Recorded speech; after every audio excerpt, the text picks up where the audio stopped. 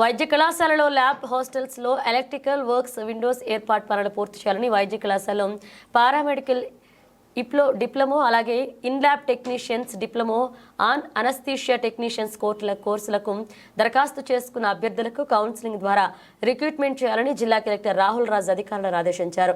మంగళవారం మెదక్ పట్టణంలో విస్తృతంగా పర్యటించి వైద్య కళాశాల పారామెడికల్ సిబ్బంది నియామకం మరియు నర్సింగ్ కళాశాల ఏర్పాటుకు భవనం సమకూర్చున్నట్లయితే సంబంధిత వైద్య కళాశాలను నర్సింగ్ కళాశాల ఏర్పాటుకు సంబంధించిన భవనాన్ని కలెక్టర్ పరిశీలించారు. ఇక ముందుగా వైద్య కళాశాలలో ల్యాబ్ను పరిశీలించి ఎలక్ట్రికల్ వర్క్ త్వరితగిన పూర్తి చేయాలని, హాస్టల్లో మరుగుదొడ్లు ఇంకా మిగిలిన ఉన్న పనులను పూర్తి చేయాలన్నారు. ఈ కార్యక్రమంలో వైద్య కళాశాల ప్రిన్సిపల్ రవీందర్ రెడ్డి, నర్సింగ్ కళాశాల ప్రిన్సిపల్ కమలాదేవి, సంబంధిత అధికారులు తదితరులు పాల్గొన్నారు.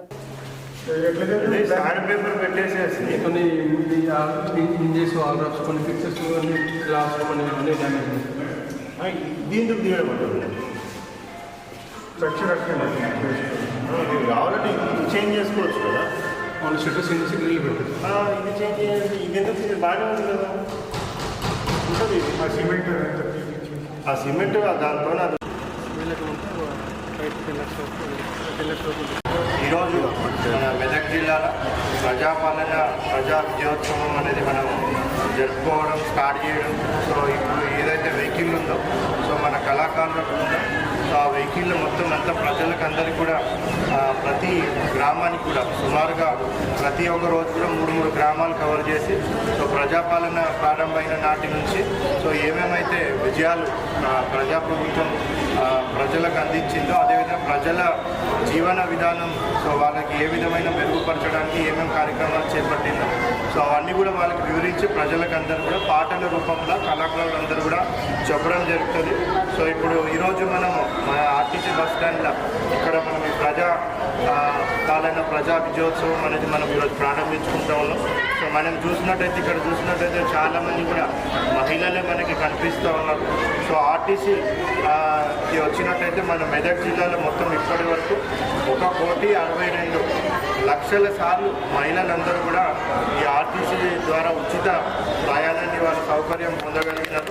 సో దాని ద్వారా ప్రభుత్వం సుమారుగా 53,84,00,000 రూపాయలు కూడా ఖర్చు చేసి మహిళలకు అందరికీ కూడా ఉచిత ఆర్టీసీ ప్రయాణం కూడా అందించడం జరిగింది. 1,50,000 కుటుంబాలకు ఆల్రెడీ సర్వే కంప్లీట్ అయిపోయింది.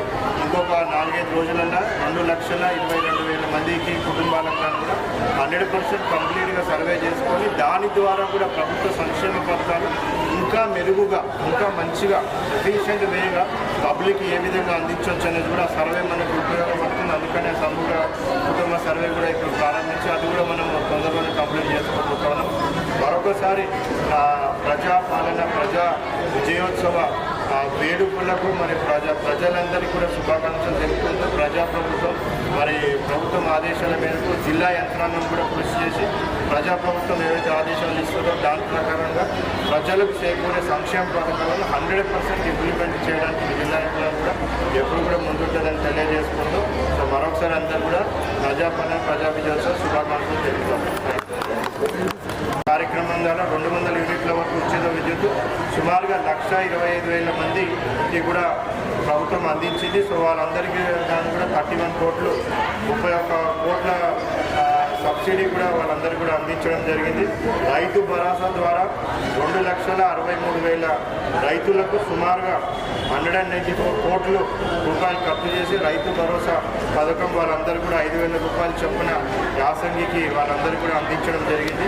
అదే మనము రైతు రుణమాఫీ 2 లక్షల వరకు చూసుకున్నట్టయితే 82,000 మందికి సుమారుగా 604 కోట్ల రూపాయల రైతు రుణమాఫీ కూడా ప్రభుత్వం అందించడం జరిగింది.